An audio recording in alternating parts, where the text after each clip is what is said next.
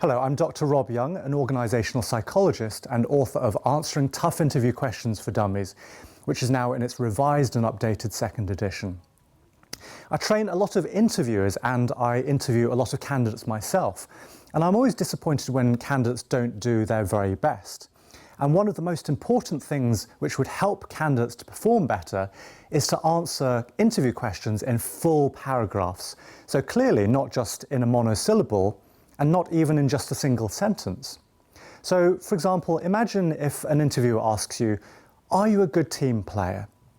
Clearly, don't just say yes, and don't say, "Yes, I'm a good team player because I'm smart and I enjoy working with people," whatever it is. The way to impress an interviewer is to give a short example of where you have made a contribution to a team. Because it's by giving an example that you come across as much more memorable than if you're talking in theoretical abstract terms. So make sure that you spend a bit of time preparing answers to likely interview questions.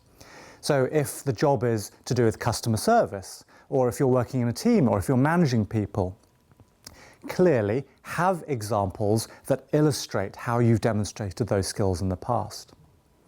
But it's not just about the content of what you say, because it's also about demonstrating some of your human qualities as well. Some colleagues and I, we used to have something we used to call the Luton Airport test. So we used to ask ourselves, if you were stuck with this candidate at Luton Airport, your flight's been cancelled, there's nothing to do for 24 hours, how would you feel? Would you want to actually engage this candidate in conversation, or would you be sat there just being bored and wanting to tear your hair out?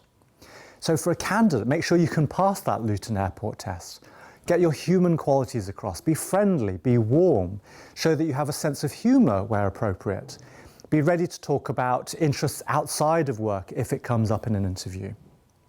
So to recap, think about the content of what you say by having good examples of how you've demonstrated skills, but also think about demonstrating your human qualities.